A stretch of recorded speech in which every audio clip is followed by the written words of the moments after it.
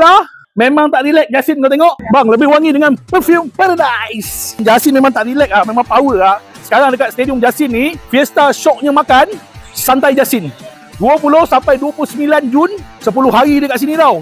Yang paling aku tak boleh belah tu, ada Cerpen, ada Kelangit. Kalau nak rock, ada Aksara. Memang meriah lah dekat Stadium Jasin ni. Aku datang kat sini sebab nak makan.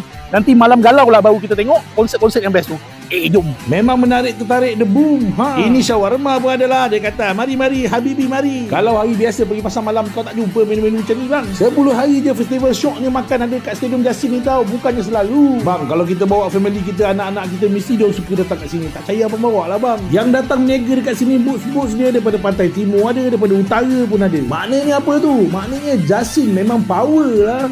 Promo bang, besar-besar, RM1.5 je. Ini dia aiskrim Sunday. Kau ingat yang Mac je ada? Kat sini pun ada tau. Kau datang kedai abang ni. Layan bang. Jagung cheese tarik. Kedai belakang ni akak tu. Ini bukan jagung yang atas kepala akak tu tau.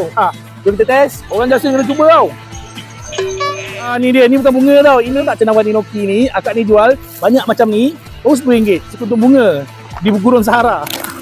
Hanguk. Panas tak? Lautan api ku renangi. Depan mata aku ni Oden. Bismillah. Yang aku ambil ni harga dia RM8. Kalau makan malam tu tak tahu.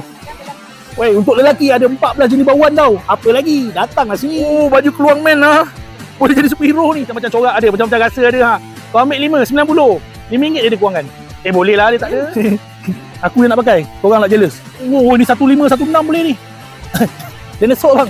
Bawa anak-anak datang sini. Orang Jasin ingat 20 Jun sampai 29 Jun. Sambil makan, sambil berhibur. Jangan lupa konsep-konsep yang ada. Jasin Melaka memang tak relax lah. lah.